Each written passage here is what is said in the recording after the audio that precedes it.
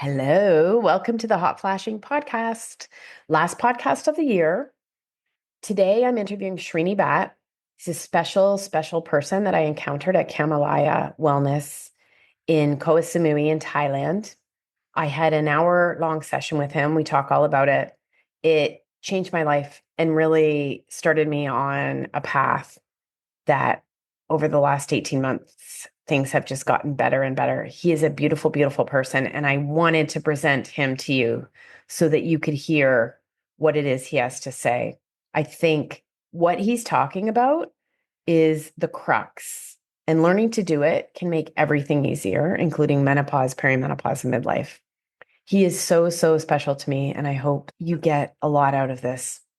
Today we have a very special guest all the way from Koh Samui, Thailand, Srini Bhat, who I encountered on a stay there and had a session with. And Srini is just a really special person, spent 14 years as a monk, is a life enhancement coach, but it's very hard to encapsulate what he does and how he helps people in just a description. So I thought, let's share some of that magic that I had with you, Srini. So thank you so much for that time. I've used your tools. You wrote a piece of paper for me, and I keep finding little things on it that help me. Just the other day, I opened it and I saw that it said slow down right in the middle. And it was like, I needed that. It's a delight to be able to speak to you again. First of all, Ann Marie, thank you so much for having me here on your podcast. Like I said, you didn't have to speak about me or talk about me to anybody, but you're doing all this because I feel it is coming straight from your heart. You know, the most beautiful thing in life is when somebody does whatever they do from their heart. It reaches out to so many people. So first of all, thank you for having me here. My name is Srini or Srini Bhat, and I am from India. And I happen to be here in Thailand, and that is where I met this amazing person in front of me, Ann Marie. And in this beautiful setup called Kamalaya, I feel so embraced here because this is a natural paradise, and also the energy is high. I believe for any transformation to happen, there needs to be the cooperation from the surroundings around us and also within us too. What happened to you when you came here, Ann Marie, I believe, is you allowed the surroundings to embrace you, even as you did the same thing to yourself. That is why it was powerful. Oh, wow. Well, what's funny is I was in a sort of a place and state that's different than I am now. And we had a session booked. Kamalaya is on a mountain, so we had to go all the way down. And then I said to you, oh, I don't know. I thought that I had a session with you instead of Reiki, and I really wanted Reiki. And I said, I don't know. I don't know if I want to have this session. Like, I think it was labeled stress reduction or something. And I thought, well, I run a wellness and health and wellness website. I know everything there is about stress reduction. How could this possibly help? And you very patiently, we went all the way upstairs and we checked, and I did have the other appointment. And I was like, I felt like kind of a petulant teenager, but I was like, okay, let's just do it anyway. Like, why not? And then thank goodness, because it was completely life-changing. So I wonder, I guess, I mean, I was reviewing Kamalaya, so that it was booked for me. You probably don't have the same sort of song and dance, but thank you I knew you were special just the way you handled my not wanting to sit and talk about myself or my stress, or I don't know, like, I think I just didn't feel comfortable. And then you made me feel really comfortable. So that's one of your skills. Well, what I did is just simply honoring your journey. There are not many people in this world who honor others' journeys. And that's because they don't honor their own journeys. So I believe in help only in a sense where it is beyond the word help, or beyond the fact that it is good to help, or it is nice to be of service to people. Most people are stuck in the idea of helping people, but it is only possible to really help people if we can go beyond the idea of it. And that is possible only when somebody can help themselves first. So, so that's what I wanted to do. I just wanted you to feel comfortable first. And again, at the end of the day, I am a person who believes nobody can help anybody. In the sense, help can happen only if it is a right timing for that to happen, and it is a right season for every one of us to realize, yes, it is time for me to be happy. For all the people, for example, who are here in your podcast right now, it is one thing to hear this as a matter of information about something nice, about someone helped somebody, right? But it is another thing if they can listen to this podcast, asking themselves the right question being maybe, how can I be happy? It can be a simple question as that. If we can ask or tap into the right questions about life within ourselves, but those questions should mean something to us. If someone, as they're listening to this, if they can ask the right questions or whisper them within themselves the right questions or right desires, the universe usually has a tendency to answer them, and that is extremely humbling. So yeah, it's always been a pleasure. Interacting with you. Well, I'll just mention that in my work, I've come across a lot of people who are in the helping sphere. Yes. And they don't all have the ability to sit with someone and honor their journey. That is very lacking, and it's disturbing in a way to me, because I think you get people who are really struggling who come across someone who can hold space for them. So, off the top, that's just amazing, and it's something we should all aspire to. So we cannot do that. Pardon? Sorry. It's just not a given. It's not a given that you would go to a wellness center and see someone who would help you with stress, that who would, just be there to show up for what you're going through. That's, in my experience, not that common. If we cannot do that, then what's the whole point? I'm just saying. Because the journey always begins from where we are. It never begins from, okay, now we are about to go there. No. It has to begin from where we are. Oh, okay. So that's called the true journey. Yeah. Okay. So let's talk a little bit about, you were a monk. Yeah. Let's just talk a little about your approach and what's informed your approach to helping other people. Yes. It is. I don't want to call it my approach, because I see myself as of course, I'm a teacher. I've been doing this from the last at least 28 years.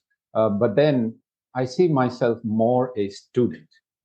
And the reason I say that is it is so important for each and every one of us to understand, no matter where we are in being a teacher or being a participant of life, that we must never forget that we have to participate if we have to teach or learn.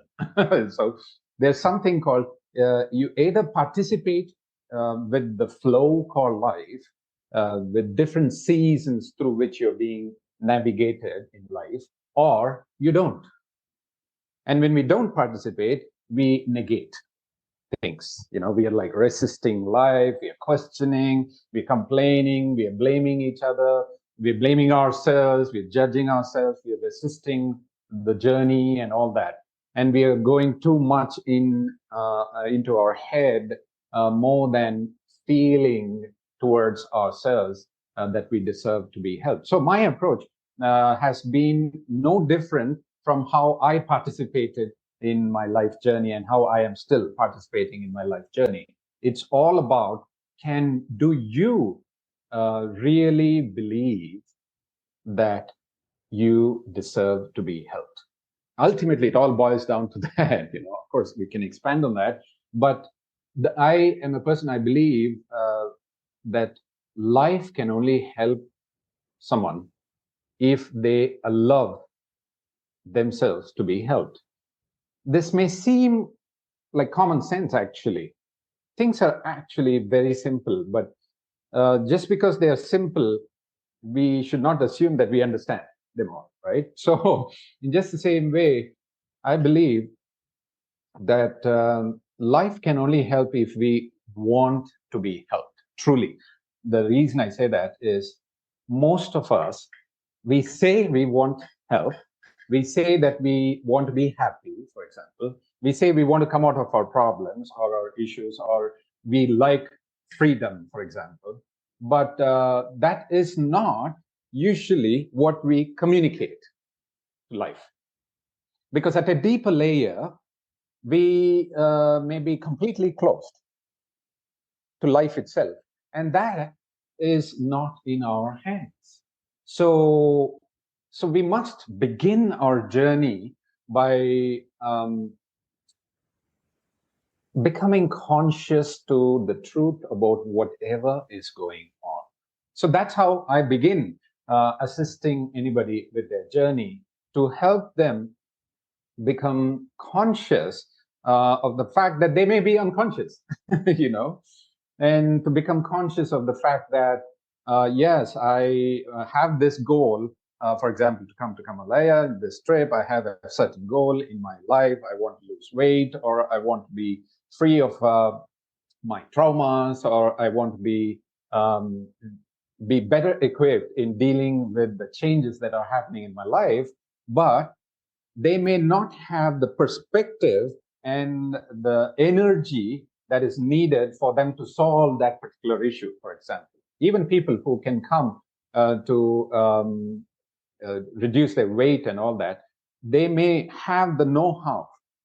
They may be given the exact list of what are the things that they must do in order to reach their goal, but a deeper part of themselves may not be cooperating.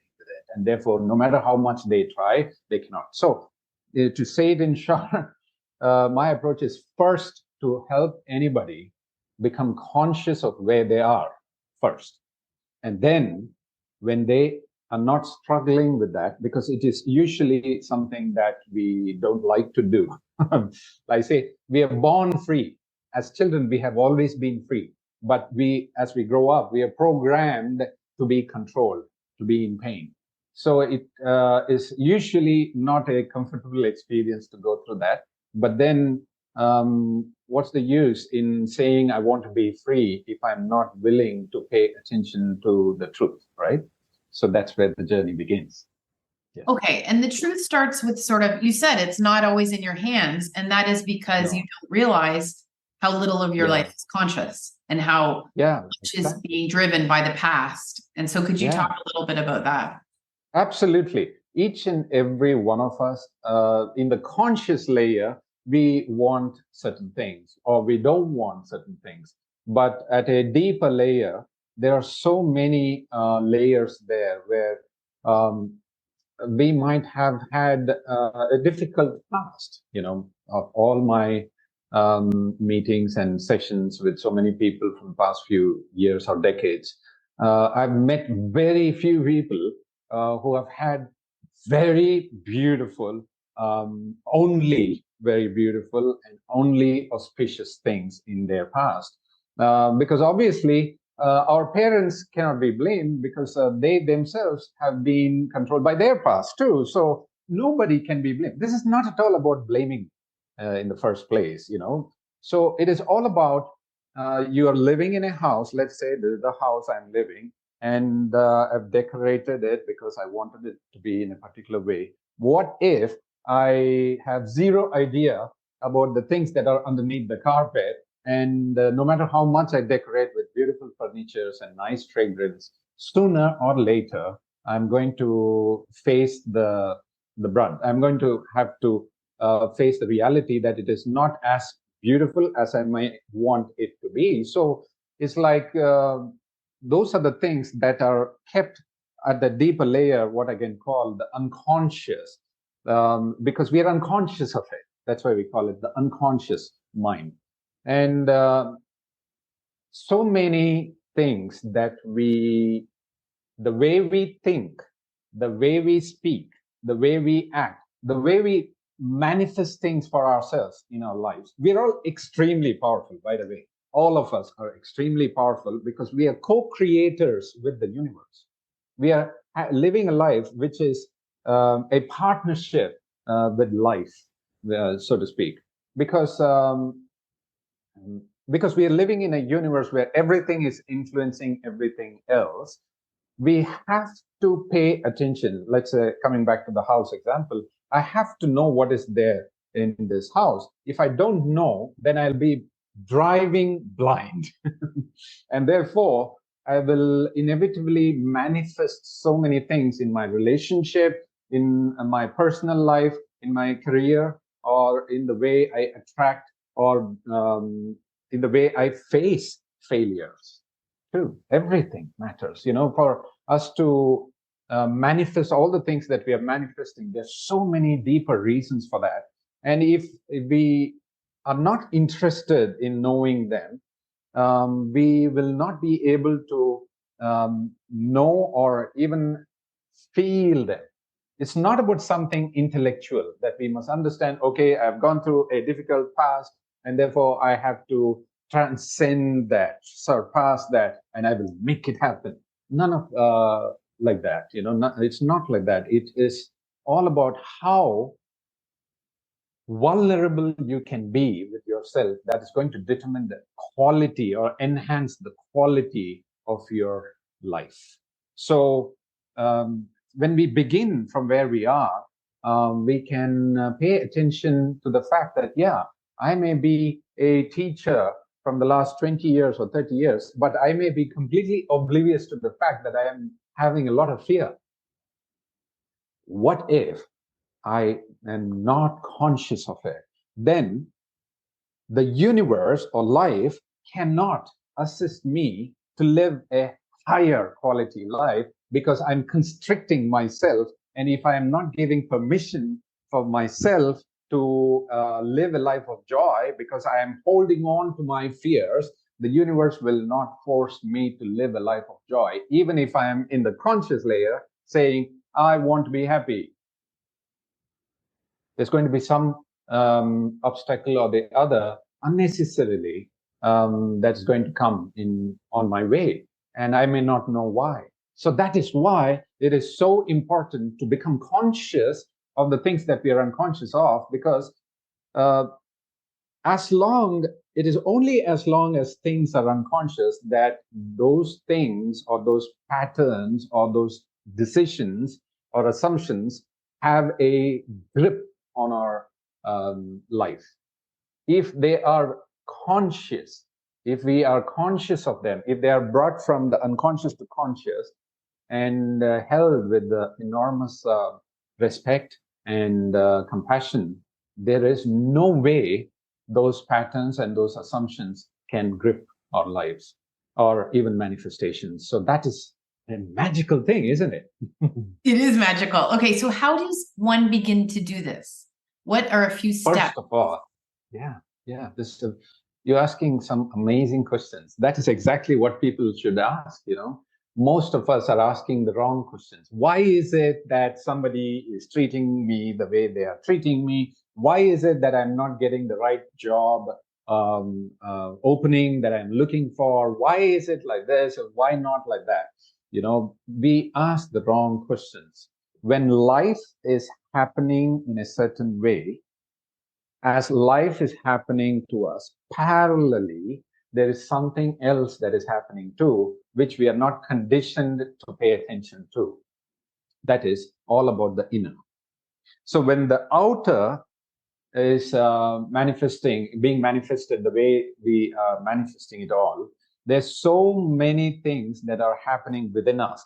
But we're living in a society where being vulnerable is not popular, or it's not being encouraged, because not many people know the power of it.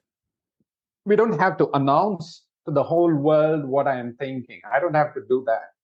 Or even like Mahatma Gandhi, who wrote a book, My Experiments with Truth, and in it he shared everything about him to the whole world at the peak of his fame. We don't have to do all of that.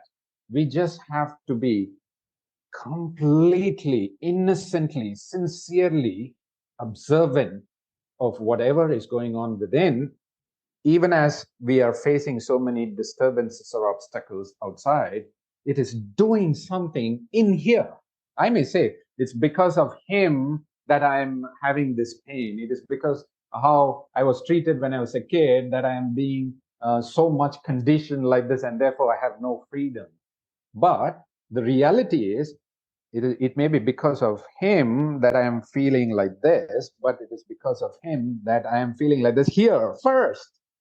So that means I must pay attention to what is going on here first.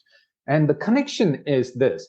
If I pay attention to that, and if I'm beginning to see, yeah, I'm resisting whatever is going on, I don't even like to pay attention, because that's the truth. We don't like or we don't know. And when I pay attention to that fact, and slowly, the attention here is a very important word, because nobody wants to pay attention. Again, this attention is not an analytical word. It's not a logical thing that you have to pay attention to the phone or whatever is there in front of me.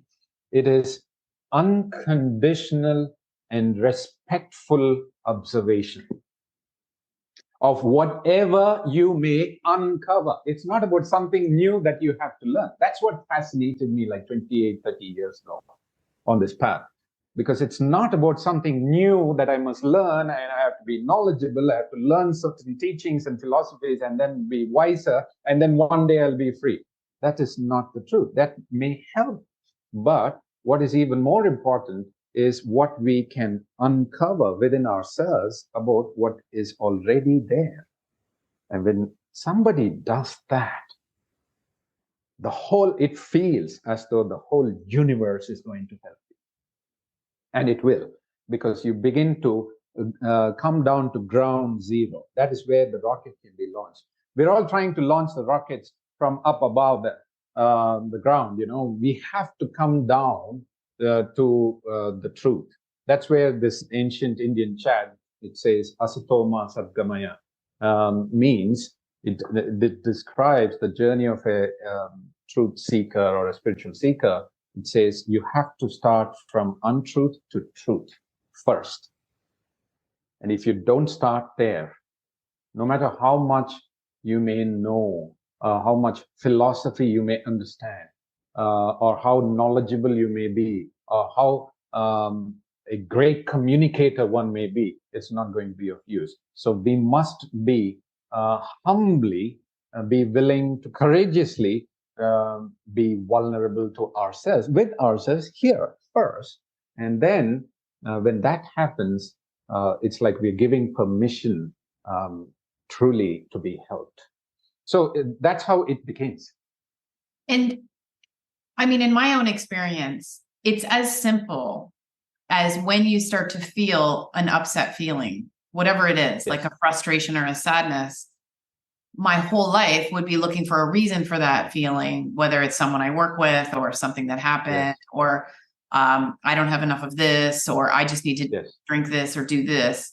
And stopping all of that and just attending, yeah, to the feeling and let it sit in you and experience it. But that is the hardest thing for most people. I know it was for me. Yeah. So how do you do that? Like, I used to think, I guess the feeling would swallow me up. And now I realize, like, if I let that feeling happen, yeah, it will be over sooner than if, yeah, I don't let it happen and look, yeah, for at some point. Exactly. You said it right. All those things can help. We may try and seek out help from others, or we may be busy, engaged in whatever we are doing, even though we may be passionate about it. So many people come and tell me, I am successful in what I'm doing. I'm quite passionate too. I'm super wealthy as well, but I feel a drag that is pulling me down somehow. And I don't understand that. That drag is because a self-induced drag, which we are not responsible again. And that's why it demands enormous compassion. If that compassion, we are people, we are a society where we are ever ready to give compassion to others, to be helpful for others, and to be kind, to be a person of value, to be really a good person, for others, because there's so much suffering in this society. But we may not necessarily do that within ourselves.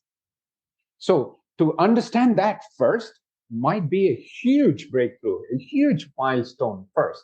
You may ask people for help, or you may keep yourself busy, but at some point, we must be conscious of what are the things that are going on within that I am blinded to, because of which I'm manifesting things. And therefore, at some point, we should be okay to be conscious of those sources and work on them, so that we manifest naturally, not try to, but naturally, by default, manifest beautiful things for ourselves. If at some point we have to do it, we might as well do it right now. You know. Well, it's at the bottom of the list for so many people, and all you have to do is move it to the top of the list.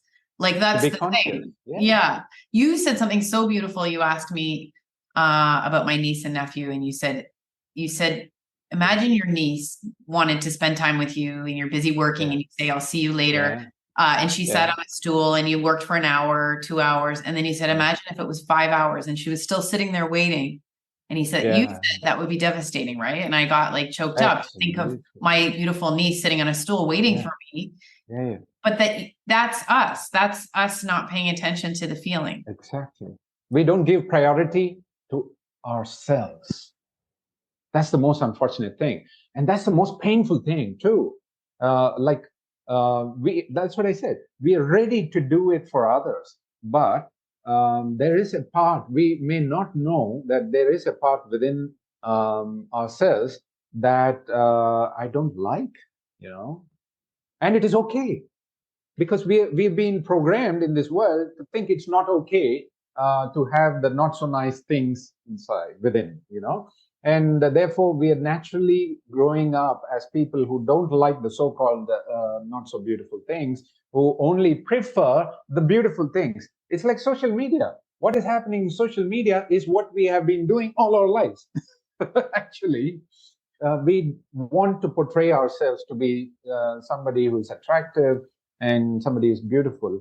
Let us say I speak about something that I'm scared about. I may not be embraced. So that fear may choke me up, and it's forcing me to try to be an appealing person, or try to be a gentlemanly kind of behavior. So what we are doing is, if we are like that, naturally, it's amazing. But if we are not like that, if there is a fear that may be lurking, a fear that if I am seen differently, I may not be accepted, then a lot of my energy is going to be gone in suppressing so many things. So ultimately, it's all about energy. So therefore, there is no energy available for me to think beautifully. There is no energy available because I'm using all my energy to resist life, or to fight, or to find somebody to be blaming for what I'm going through, or blaming myself, or having a wrong notion of responsibility that I have to be there for everybody to help them. And if somebody is not really being helped, it's on me, and therefore feeling guilty, or being a people pleaser and all that. We spend a lot of energy on all these things, and therefore there is no energy available to embrace the truth as it is. And therefore, there is no energy available to see the ocean, for example. We go to vacations, we go to different amazing paradises in this world to enjoy, have fun, and take a break. But I really doubt how many people in New York City really are in New York City. How many people in London are really in London, because they may be busy in the thought noise that is going on all the time within. And we may not be present to the most beautiful smiles, like the smile of your niece. You may not be present because you may be busy in the thought noise, which is running like a generator engine within us. We cannot eat. We cannot enjoy whatever we are eating. We cannot enjoy whatever we are experiencing. Then probably that is not a good way to live, right? We deserve, if we have eyes, if we have hands, if we have a brain to think, we might as well enjoy it to the fullest. I'm just saying.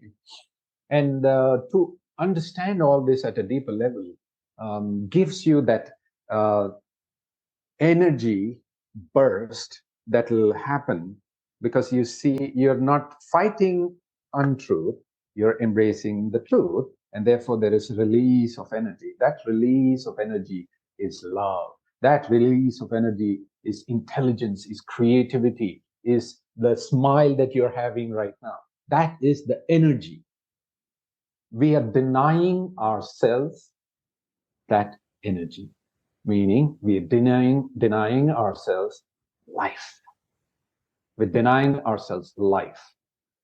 There's a reason, I say, there's a reason why life is called life and not death, because it is alive. It is listening to us. It wants to help us. And it's like asking, please begin by becoming conscious of whatever is going on. Like the people who are listening to this podcast, it might, whatever we are talking might make them say certain things within themselves or ask certain things within themselves. What if they whisper to themselves as they're listening, oh, I want to live my life? I'm just saying, some participant who's just listening to you right now, who's listening to me right now, is like, wow, I want to live life. I really want to enjoy whatever I want to do. And I want to be happy. If that desire is really making them feel something, mean something, I'm telling you, it's just a matter of time that they're going to be helped in unimaginable ways, because the universe is listening to us all the time. And most of us are caught up with the how of things. The beauty of life is we don't even have to know the how. We just have to dream and desire happily, like a fresh. Sorry. I can imagine some people I know that would be listening going, but Srini, how do you know the universe wants this? How do you know how the universe responds? How do you know? You can't know that. Well, you do it and see. You should not believe me. So when nobody should believe anybody, actually. People need, that's why I said in the beginning of the podcast, we must arrive at our own questions. And when we ask the right questions, usually life responds in unimaginable ways. Usually we get lost in asking those questions because we are supposed to ask certain questions. Usually we get lost in assuming and in following what others are asking us to follow, what religion is asking me to follow, what my group of friends are asking me to do, what my school or college has asked me to do or perform. We just blindly do them. We don't question life. I'm not asking us to be crazy rebels. No, I'm asking, I'm inviting people to question everything in life. And you'll also, it'll lead you to question, what should I do to be happy? And see, for example, we know this place is so beautiful and it's a place for beautiful sunrises, sunsets. But do we really know, do I really know in a few hours how exactly the sunset here today is going to be? I have zero clue. So which means nobody knows what's going to happen the next moment, the next day, the next week, or whatever. Which means life is fresh. It's a live show which we don't know, that's unfolding every moment, even now, right? If life is so fresh, why don't we meet that life afresh? We're meeting with all the assumptions and the baggages and all that. So we must test it out.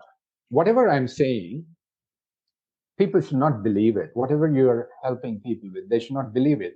They must test it out and see if it is true. within themselves, if it means something, whatever I'm saying, if people who are listening, if it means something to them, it has to lead them to their truth of this moment, to their experience of life at this moment. It may be something difficult or something beautiful. It doesn't matter. If they are conscious of what they're going through, and if they can be their own best friend, wishing the best for themselves at this moment as they're listening to us, then as a result of that, naturally, beautifully, organically, there will be something amazing that will bloom in them, a sincere desire to be happy, and they should follow suit. And then one thing will lead to another. That's the beauty of life. Everything, there are no coincidences, right? Yeah. Well, one thing I noticed since I left, and I've known it in and out, but it's definitely grown since I was there, when you're present to this unfolding, this freshness that you talk about, it's just so much more peaceful. And then you become aware of how everyone is trying to tell you what's going to happen. Yeah. Like that's what the whole world is. That's what media is, and social media, and your friends are telling you, everyone's telling you what's going to happen. And I have this little funny joke I play now where it's like, look at that's another person trying to figure out what's going to happen and present it like they know because they have all this evidence. Yeah. But we really don't know. And that's like a game that I've been playing because I'll get caught up, right? Like I'll open my email and I have all these newsletters and they're saying what's going to happen. And then I have to remind myself that no one knows. It's a trick, it's a trap actually to get caught up in the world of assumptions and the world of conflict that we are, just because we may have lived like that, it doesn't necessarily mean that is the reality. And therefore, we have to question that. And the mind always wants to take us away from the present moment by making us be busy on worrying about what happened in the past and being scared about what may or may not even happen in the future. So in spending our energy in all of that, we don't have energy left to enjoy whatever we are doing, to live whatever we are living, So that is why it is important that is exactly why people must question, because we are living a life of habits, actually. A habitual way of being scared. And when there is fear, there is self-doubt. When there is self-doubt, there is guilt and all that. We have to observe all that. And the fact is, we have been going through that enough number of times all our life.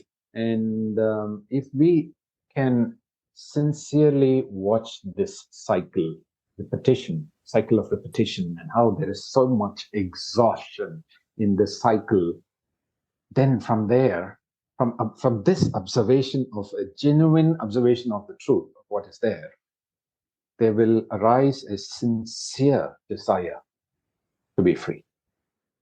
But that sincere desire to be free will not happen naturally if we are busy trying to run away, trying to keep ourselves engaged and be a workaholic even, maybe, and or try to give a spiritual definition to what I'm going to accomplish and all that, be it in the spiritual definition or otherwise. It doesn't really matter, and it's not different.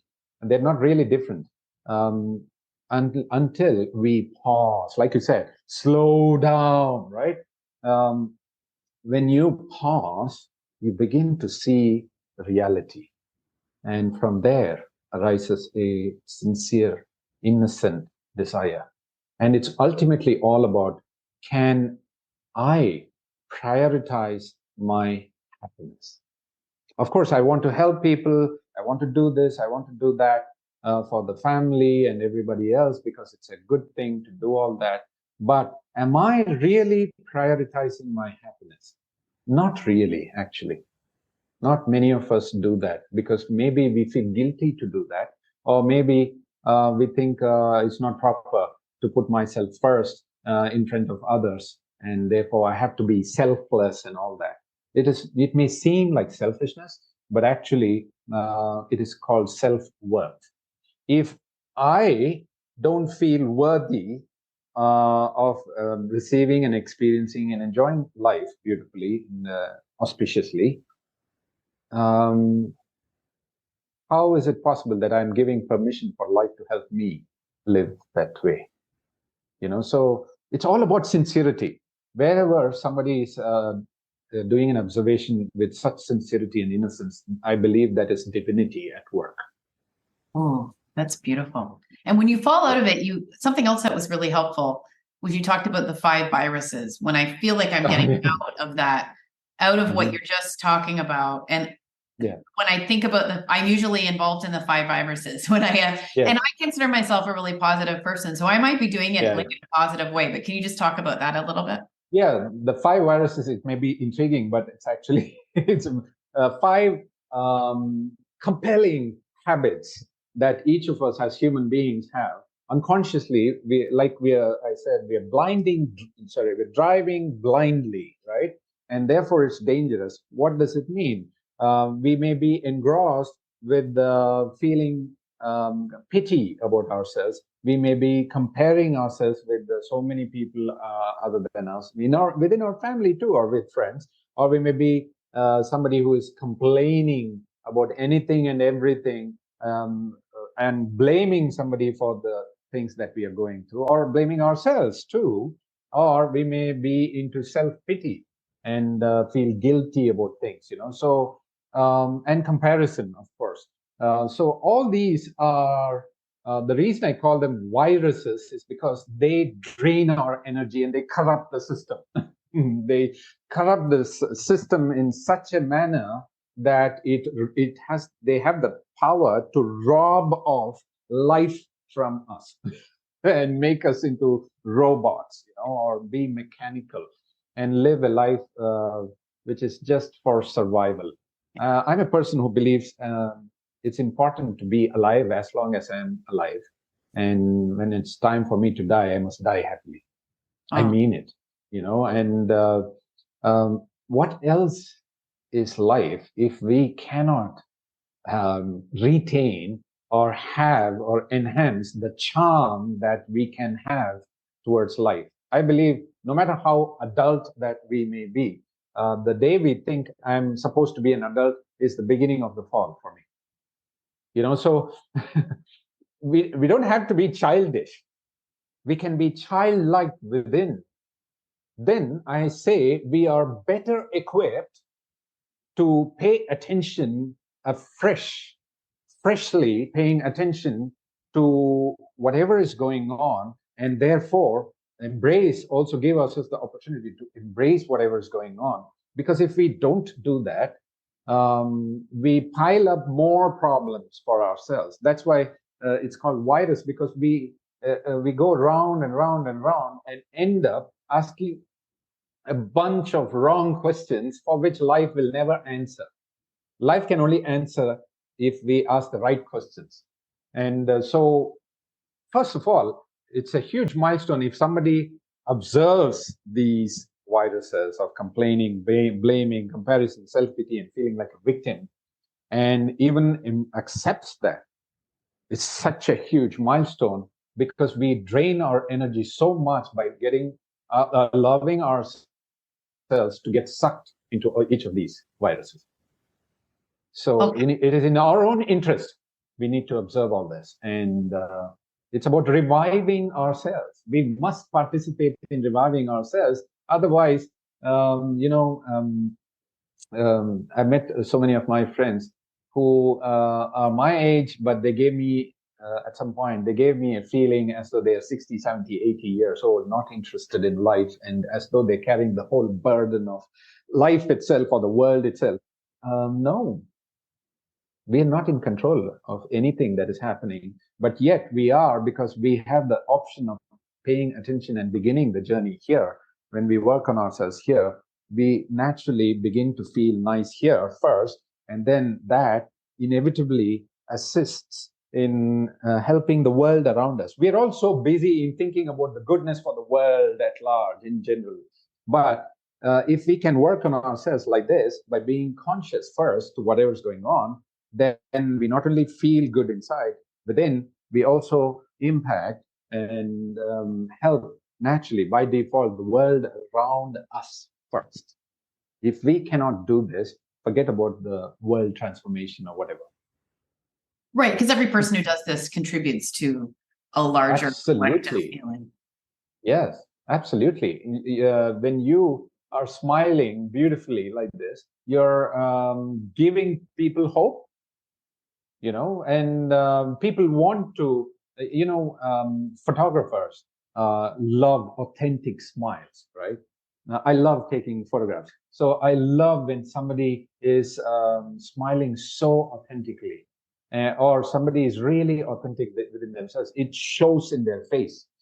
And when we are living a life where we are rooted in authenticity than rooted in trying to impress and all that, there is such freshness in such people, and such people make a difference. Whether they know it or not, they're already making a difference. And that's beautiful, isn't it? That's so much hope for this world. Thank you so much.